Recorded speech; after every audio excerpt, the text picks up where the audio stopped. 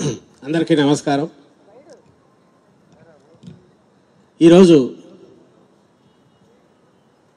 మన నేత జననేత గౌరవ ముఖ్యమంత్రి జగన్మోహన్ రెడ్డి గారి పుట్టినరోజు. ముందుగా ఆయనకు ఇక్కడ ఉన్న అందరి తరపున అందరూ మాట్లాడలేరు కాబట్టి నా తరపున జన్మదిన శుభాకాంక్షలు. ఎలాంటి శుభాకాంక్షలు? ఇంకొక 100 ఏళ్ళు పూర్తి ఆయురారోగ్యాలతో, అలాగే ఒక స్వార్థపూరితమైన కోరిక అందరికీ ఉండేది. ఆయన శాశ్వతంగా ముఖ్యమంత్రిగా ఉంటూ ఏ మహాయజ్ఞం అయితే తలపెట్టి నడుపుతున్నారో ఇప్పుడు రాష్ట్రాన్ని దేశంలోనే కాదు ప్రపంచంలోనూ గుర్తించే రకంగా అగ్రస్థానానికి తీసుకెళ్తున్నారు. ఆ మహాయజ్ఞం కొనసాగడానికి కావాల్సిన శక్తి సంపత్తులన్నీ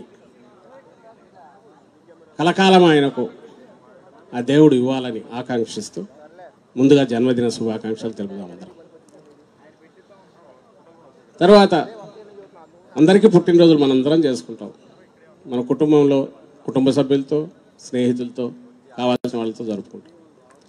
ఒక నాయకుడు పుట్టినరోజు అంటే ఆయన నమ్ముకున్న వాళ్ళు, ఆయనతో ఉన్నవాళ్ళు, అనుచరులు, బంధువులు అందరూ చేసుకుంటారు. అది ఒక ఫంక్షన్, వేడుక. అలాగే ఒక జాతిని కదిలించగలిగిన,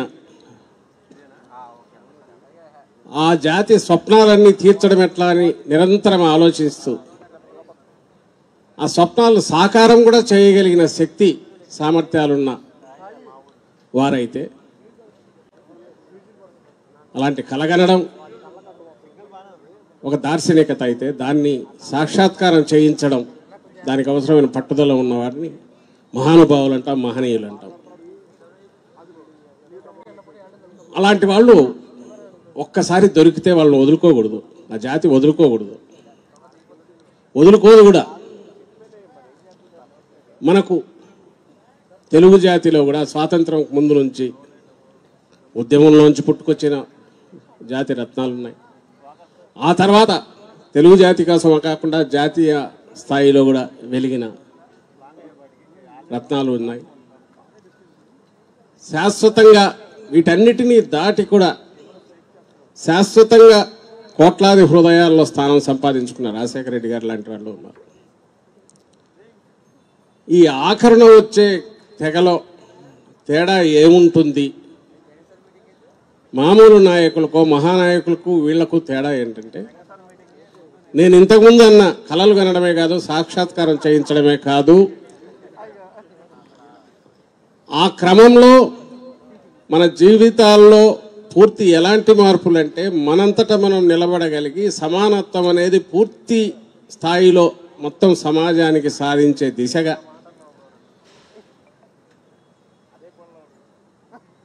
ఒక రాష్ట్రాన్ని నడిపించగలగడం అనేది, అది అందులో ఒక వ్యక్తి ఎలా సాధ్యం అని అనుకుంటే, ఇదిగో ఇలా సాధ్యం అని సమాధానం చెప్పగలిగిన దాంట్లో మనకు 5 ఏళ్ల పాటే పాలించిన రాజశేఖర రెడ్డి గారు ఉన్నారు.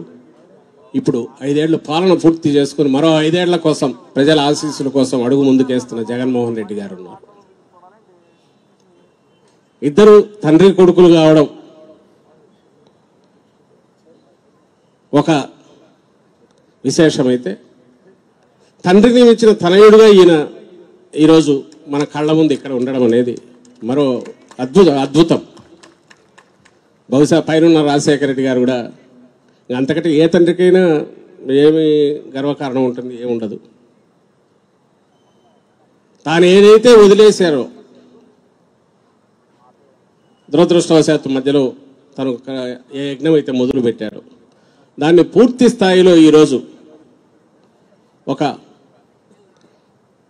రంగుల కళను నిజం చేసి సమాజం ముందు మొత్తం ఆవిష్కరింపజేసి రాష్ట్రంలోని 4 కోట్ల మంది దాన్ని అనుభవించేలాగా, ఆస్వాదించేలాగా ఈరోజు జగన్మోహన్ రెడ్డి గారు పాలన 4.5 ఏళ్లలోనే మన కళ్ళ ముందు ఆవిష్కరింపజేసింది, సాక్షాత్కరింపజేసింది మనందరం చూస్తున్నాం.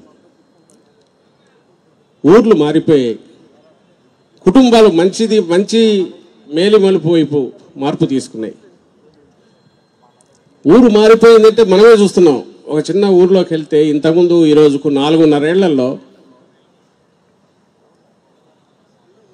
బిల్డింగ్లు భవనాల పరంగా కొత్తవి రావడమే కాదు, ఒక సచివాలయం కావచ్చు, ఒక ఆర్బీకే కావచ్చు, ఇంకొక వెల్నెస్ సెంటర్ కావచ్చు, మొత్తం పరిపాలనే అక్కడికి వచ్చేసింది, డోర్ స్టెప్ దగ్గరికి.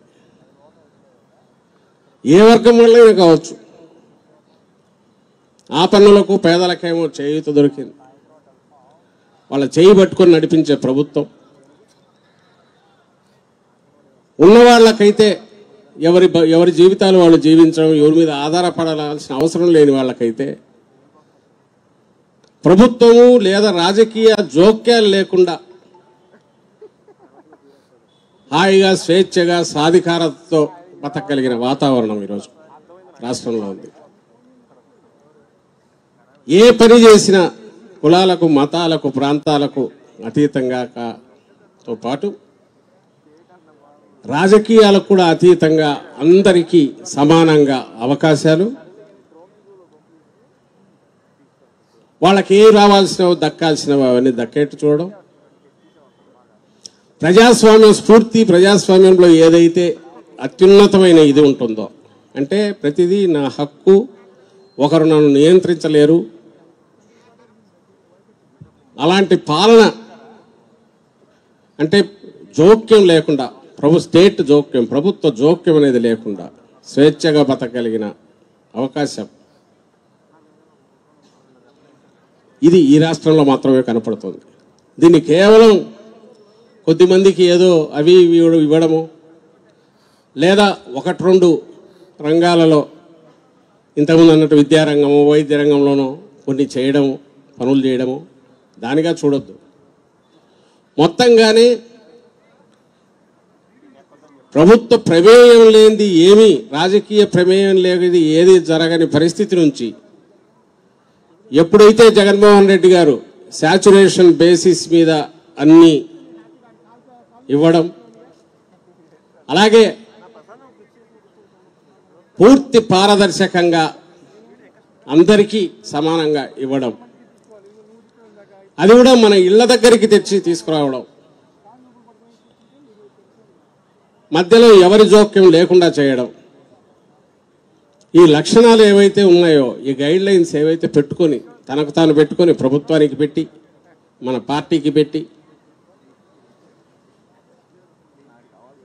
అందరినీ ఒకే పద్ధతిలో చూస్తుంది ఈ ప్రభుత్వం. రాజకీయం వేరుగా చేస్తాం, కానీ వీటిని ఆసరా చేసుకుని మేము రాజకీయం చేయము. మనకున్న అధికారాన్ని అడ్డం పెట్టుకుని రాజకీయం చేయము అనే అత్యున్నత మహోన్నత లక్ష్యంతో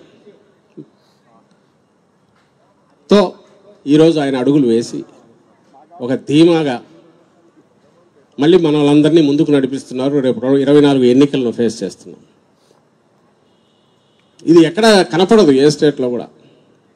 మామూలు అధికారంలోకి రాగానే చెప్పిన హామీల్లో ఒక 20% చేసి ఒక 20% దాచిపెట్టుకుని ఇంకొక 40% తర్వాత చూడొచ్చులేని వాయిదా వేసుకొని ఆఖరణ ఎన్నికలు వచ్చేప్పుడు వాటిని మళ్ళీ ముందుకు తీసుకొచ్చేసి పెట్టి చేయొచ్చు. ఇది కన్వెన్షనల్ సంప్రదాయ రాజకీయం అని మనకు చంద్రబాబు నాయుడు గారు చాలా రోజులు అలవాటు చేశారు. దేశంలో చాలామంది ఫాలో అవుతున్నారు. చంద్రబాబు నాయుడు గారు అంటే దాంట్లో వాళ్ళు పర్ఫెక్షన్ సాధించినారు. ఏది చేయాల్సిన అవసరం లేదు, చెప్తుంటే చాలు, చేసినట్టు కనిపిస్తే చాలు. మీడియా మనకు పూర్తి ఇది కాబట్టి అసలు చేయకపోయినా పర్లేదు, చేసినట్టు కూడా మనం నమ్మపలకొచ్చు. మళ్ళీ ఎన్నికలు వస్తే ఇంతకంటే ఇంకా పెద్ద ఎత్తున బ్రహ్మాండంగా ఇది చూపొచ్చు, అరచేతిలో స్వర్గమే చూపించవచ్చు.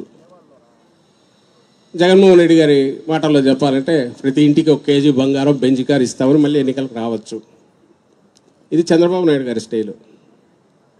ఆయనతోనే ఎందుకు పోల్చుకుంటున్నామంటే ఎదురుగా ఆయన కనపడుతున్నాడు కాబట్టి, మళ్ళీ వచ్చాడు కాబట్టి, ముందుకు వచ్చాడు కాబట్టి 24 ఎన్నికలు కూడా. అలాంటి నాయకులు ఉన్నప్పుడు ఒక కొత్తగా పార్టీ పెట్టి 10 ఏళ్లలో నిలబడి అధికారంలోకి వచ్చిన ముఖ్యమంత్రి ఏం అనుభవం ఉంది ఈయనకు అనుకున్నప్పుడు ఏం చేస్తాడు?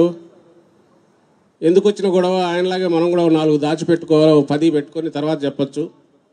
ఉన్న డబ్బులన్నీ జాగ్రత్తగా అట్లే పెట్టేసి తర్వాత చూడొచ్చు. ఇలాంటి కాంట్రాక్టర్లకు ఇంకోరకు దోచిపెట్టి దాంట్లోంచి తీసుకోవచ్చు. రాజకీయంగా ఎట్ల పనులకు ఇది కావాలి, ఇవన్నీ చూసుకొని మళ్ళీ ఎన్నికలకి ఎట్లా సిద్ధం కావాలని అనుకోవచ్చు. కానీ ఆయన ఎందుకు చేయలే? జగన్మోహన్ రెడ్డి గారు ఆ పని చేయలే. చేయకపోగా అనితర సాధ్యమైన ఒక కొత్త దారి తనకు తాను వేసుకుంటూ వచ్చాడు. ఆ దారి ఈరోజు వెనక్కు మనకు తిరిగి చూస్తే ఇది కదా నిజమైన రహదారి. ప్రజాస్వామ్యానికి కానీ సమసమాజం దిశగా అడుగులు వేయించడానికి కానీ